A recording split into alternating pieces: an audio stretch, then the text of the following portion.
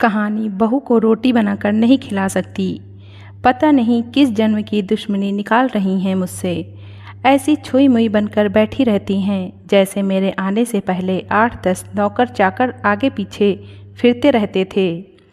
थोड़ा बहुत हाथ पैर हिलाने से कौन सा शरीर घिस जाएगा। इनका सब कुछ मेरे भरोसे छोड़कर बैठ जाएंगी। बाहर से थक कर आओ और फिर घर में आते ही रसोई में लग जाओ। वंदना खींचते हुए अपना सारा गुस्सा रसोई में बर्तनों पर निकाल रही थी। ऐसा नहीं था कि उसकी सास रुक्मणी जी को बहू के बड़बड़ाने का भान नहीं था, लेकिन वो भी ठिठाई पर थीं। बहू की बड़बड़ाहट को एक कान से सुनकर दूसरे कान से निकाल रही थीं। वंदना एक पढ़ी लिखी लड़की थी। उसका सपना था कि वो अपने पैरों पर खड़ी होगी। उसने नौकरी के लिए कई जगह आवेदन भी दे रखा था। इस बीच जब उसके लिए अनिकेत का रिश्ता आया तो उसने साफ साफ कह दिया कि वो शादी इसी शर्त पर करेगी कि शादी के बाद उसे अच्छी नौकरी मिली तो कोई उसे नौकरी करने से नहीं रोकेगा। आखिर इतना पढ़ने लिखने के बाद वो घर पर नहीं बैठ सकती। अनिकेत और उसके घर वालों को इस बात से कोई आपत्ति नहीं थी कि उनकी बहू नौकरी करेगी, इसलिए दोनों तरफ से खुशी खुशी ये रिश्ता हो गया। शादी के कुछ दिनों बाद ही वंदना का ज्वाइनिंग लेटर आ गया। जिस दिन वंदना ने अपने ससुराल वालों से कहा था कि वो अब नौकरी करेगी तो उसकी सास रुक्मणी जी ने सारे परिवार के सामने कह दिया था, बहू नौकरी करे, इससे मुझे कोई आपत्ति नहीं है।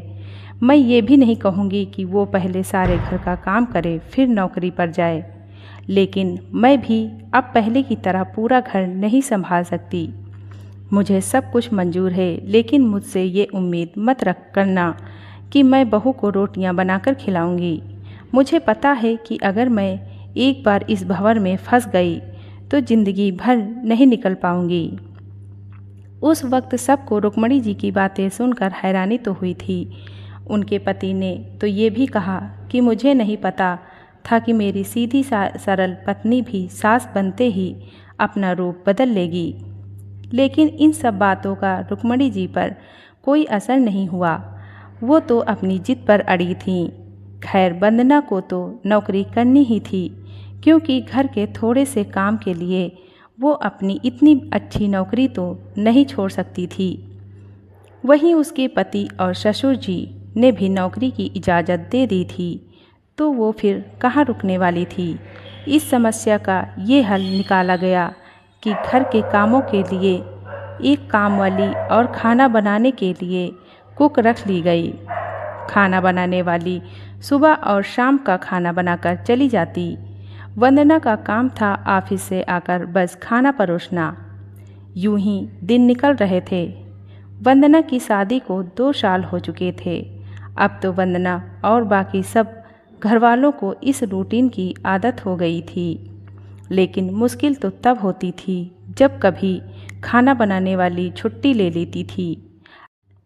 ऐसा ही कुछ इन 2 दिनों से हो रहा था, जिस कारण से वंदना खींची हुई थी। ऑफिस से आकर रोटियां बनाना उसे बहुत बड़ा बोझ लगता था। वैसे तो रुक्मणी जी इन दिनों में सब्जियां काट कर बना देती थी, लेकिन बहू के ऑफिस से आने के बाद रसोई में झांकती भी नहीं थी। उस समय वंदना को अपनी बैठी हुई सास बहुत चुभती थी। वो बड़बड़ाती रहती और रोटियां बनाती रहती। बाद में अपनी माँ से फ़ोन पर भर भर कर शिकायत करती, जिसके बाद उसे थोड़ा सा सुकून मिलता था। कुछ दिनों बाद वंदना के भाई की शादी भी तय हो गई। वंदना की होने वाली भाभी भी नौकरी पेशा था। वंदना की माँ ने सगाई के वक्त ही खुश होते हुए गर्व से कह दिया, भाई मैं तो और सासों की तरह नहीं हूँ जो बहू के आने पर हाथ धरकर बैठ जाऊँ। जब अभी तक पूरा घर संभाल रही थी तो अब क्यों नहीं। मेरी बहू को मेरी तरफ से पूरी छूट रहेगी। जब एक माँ अपने बच्चों को रोटियां बनाकर खिला सकती है तो बहू को क्यों नहीं खिला सकती। बहू तुम निश्चिंत होकर नौकरी करना, रसोई मैं संभाल लूँगी। वंदना की माँ के उच्च विचार सुनकर उसकी होने वाली भाभी का पूरा परिवार और खुद वंदना भी गदगद हो गई।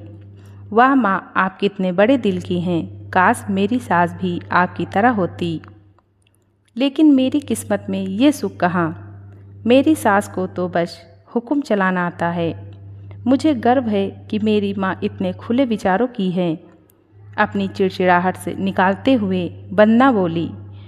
कुछ दिनों में ही वंदना के भाई की शादी हो गई और कुछ दिनों बाद ही वंदना की भाभी ने अपनी नौकरी ज्वाइन कर ली। वंदना की माँ भी अपनी बहू को हथेलियों पर रखती थी। सुबह उसका नाश्ता, टिफ़िन, फिर रात का खाना भी तैयार रखती थी। अपने हाथों से परोसकर सबको खाना खिलाती थी। उनकी बहू भी मम्मी जी करती हुई अपनी पसंद नापसंद बताती रहती थी, जिसे वंदना की माँ बड़े चाव से पूरा करने में लगी रहती थी। खुशी खुशी दिन बीत रहे थे, लेकिन ये प्रक्रिया धीरे धीरे अब उदासीनता में बदल रही थी। वंदना की भाभी को अब कुछ भी न करने की आदत पड़ गई थी। एक दिन जब वंदना फ़ोन पर अपनी माँ से बात कर रही थी, तो उसकी माँ बस रो पड़ी।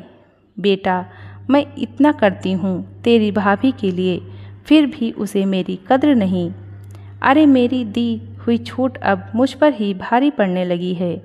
क्या हुआ माँ, आप ऐसे क्यों बोल रही हैं? आप तो भाभी का मुझसे भी ज़्यादा ध्यान रखती हैं। क्या भाभी ने आपसे कुछ कहा है? वंदना बेचैन होते हुए पूछने लगी। कुछ क्या बेटा, अब तो सब कुछ वो मुझे ही कहती है। ऑफिस से आने के बाद एक गिलास पानी के लिए भी मुझे आवाज़ देती है। नाश्ते में थोड़ी देर हो जाए तो मदद करने के बजाय गुस्सा होकर यूं ही बिना खाए चली जाती है। आखिर मेरा भी कुछ आत्मसम्मान है या नहीं? मैं तो उसके लिए बस काम वाली बनकर रह गई हूँ। माँ, ये तो बहुत गलत बात है। आप भाई से साफ साफ कह क्यों नहीं देती कि अपनी बीवी की लगाम खींच कर रखे? आप माँ हैं, कोई नौकरानी नहीं। भाभी नौकरी करती है, इसका मतलब ये नहीं कि आप पर हुक्म चलाएगी। गरजते हुए वंदना बोली। किस मुँह से कहूँ बेटा, पहले तो खुद मैंने ही आगे बढ़कर कुल्हाड़ी पर अपना पैर दे मारा, फिर शिकायत किससे करूं? तेरे पापा ने तो कहा भी था कि बहू को ज़्यादा छूट दोगी तो बाद में पछताओगी, लेकिन मैं ही बड़ाई की भूखी थी जो अपनी बहू को सर पर चढ़ा लिया। एक बात कहूँ बेटा, तू चाहे अपनी सास को कुछ भी कहे, लेकिन समधन जी का ये फैसला सही था कि वो बहू को रोटियां बनाकर नहीं खिलाएंगी। एक बार वो सबकी नज़रों में बुरी अक्खर सास तो बन गई, लेकिन आगे के लिए कम से कम अपना आत्मसम्मान तो बचा लिया। अब न तो तू उन्हें कोई ताना दे सकती है और ना ही कोई रिश्तेदार। काश मैंने भी शुरू से ही ये घर गृहस्थी की पूरी जिम्मेदारी अपने सिर पर लेने से इनकार कर दिया होता, तो आज मेरा ये हाल न होता। माँ की बातें सुनकर वंदना निशब्द हो गई। भारी मन से उसने फ़ोन रख दिया। बाहर हॉल में आकर देखा तो सास ससुर आराम से बैठकर बातें कर रहे थे। बातें करते करते उसकी सास अपने नाखूनों पर नेल पेंट लगा रही थी, जिसे देखकर ससुर जी उन्हें चिढ़ा रहे थे। अब बुढ़ापे में ये फैशन करके किसे दिखाओगी? मेरी तो नज़र भी कमज़ोर हो गई है, किसी को नहीं दिखाना मुझे, मैं तो अपनी खुशी के लिए लगाती हूँ। सारी उम्र तो घर गृहस्थी में उलझी रही, अब अवकाश का वक्त आया है तो अपने शौक़ तो पूरे कर लूँ। पता नहीं कब भगवान के घर से बुलावा आ जाए। वंदना की सास मुस्कुराते हुए बोली। पता नहीं आज क्यों वंदना अपनी सास की बातें सुनकर चिढ़ नहीं रही थी, बल्कि वो भी मुस्कुरा उठी। सही तो कह रही हैं मम्मी जी, एक गृहिणी को अपने लिए वक्त ही कम मिलता है। पहले अपने बच्चों को पाल पोष कर बड़ा करो, फिर कामकाजी बहू आ जाए तो उसे और उसके बच्चों को संभालो। काश मेरी माँ ने भी मेरी सास की तरह पहले ही कह दिया होता कि बहू को रोटियां बनाकर नहीं खिला सकती। धन्यवाद।